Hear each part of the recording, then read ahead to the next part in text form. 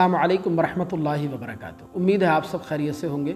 इस वीडियो में जानेंगे कि औरतों के लिए तहज्जुद की नमाज़ पढ़ने का तरीक़ा क्या है, तहज्जुद की नमाज़ कब पढ़नी है, कैसे पढ़नी है, तहज्जुद की नमाज़ में क्या क्या पढ़ा जाता है, कितनी रकातें पढ़ी जाती हैं, ये सारी बातें तफसील के साथ जानने की कोशिश करेंगे। वीडियो को ध्यान से देखिएगा, आगे लाजमी शेयर कीजिएगा। चैनल पर पहली बार आए हैं तो प्लीज़ सब्सक्राइब करके घंटी ज़रूर दबा लीजिए।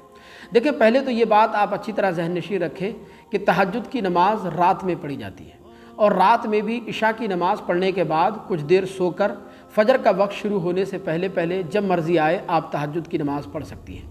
लेकिन अगर कोई औरत इशा की नमाज़ पढ़ने के बाद ना सोए बल्कि वो नफिल नमाज़ पढ़ना शुरू कर दे तो उसकी उस नफिल नमाज को तहज्जुद की नमाज़ नहीं कहा जाएगा, बल्कि उसको सलातुल लैल कहा जाता है या फिर उसको रात की नमाज़ कहा जाता है। तहज्जुद की नमाज़ उसको नहीं कह सकते।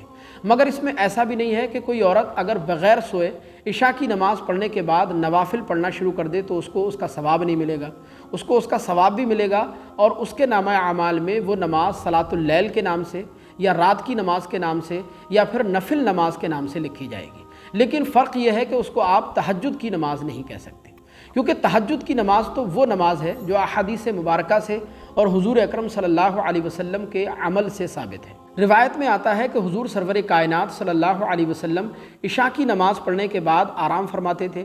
फजर का वक्त शुरू होने से पहले पहले आप बेदार हो जाते थे, मिसबाक फरमाते थे, वज़ू करते थे और नवाफिल पढ़ने के लिए आप खड़े हो जाते थे। फजर का वक्त शुरू होने से पहले पहले जो नवाफिल आप अदा करते थे शरीयत मुताहरा में, उसी को तहज्जुद की नमाज़ कहा गया और यही नमाज अहादीस मुबारका से रिवायतों से साबित है, इसी को तहज्जुद की नमाज़ कहा जाता है। लिहाजा अगर कोई औरत इशा की नमाज़ पढ़ने के बाद ना सोए बल्कि वो नवाफिल पढ़ने लगे तो उस नवाफिल का उसको सवाब भी मिलेगा। बस फ़र्क ये है कि उसको आप तहज्जुद की नमाज़ नहीं कह सकते, उसको आप सलातुल लैल कह सकते हैं। पहली बात तो ये। दूसरी चीज़ ये है कि तहज्जुद की नमाज़ में क्या क्या पढ़ा जाता है और कितनी रकातें पढ़ी जाती हैं। तो देखें, अच्छी तरह ज़हन नशीं रखें कि तहज्जुद की नमाज़ में आप कम से कम 2 रकातें पढ़ सकती हैं या फिर 4 भी पढ़ सकती हैं या 6 भी पढ़ सकती हैं और ज़्यादा से ज़्यादा 8 भी पढ़ सकती हैं। और इसके पढ़ने का तरीक़ा यह है कि ये 8 रकातें आपको 2-2 रकातें करके पढ़नी है, यानी पहले 2 रकात आपको पढ़नी है, फिर दूसरी 2 रकात, फिर तीसरी, फिर चौथी 2 रकात। इस तरह 4 सलाम से 8 रकातें आपको 2-2 रकातें करके मुकम्मल पढ़नी है। अगर 8 रकातें आप पढ़ना चाहें तो, वरना आप कम से कम 2 रकातें भी पढ़ सकती हैं। और इसके पढ़ने का तरीक़ा यह है कि पहले तो आप नियत करेंगी। नियत आप ज़ुबान से भी कर सकती हैं, इस तरह कि बिस्मिल्लाहिर्रहमानिर्रहीम नियत की मैंने 2 रकात नमाज तहज्जुद की वास्ते अल्लाह ताला के, मुँह मेरा काबे शरीफ की तरफ, अल्लाहु अकबर। बाकी इसके अलावा अगर आपके दिल में ये मजबूत इरादा है कि मैं 2 रकात नमाज तहज्जुद अदा कर रही हूँ तो ये भी नियत आपकी दुरुस्त हो जाएगी, आपकी नमाज तहज्जुद इससे भी हो जाएगी।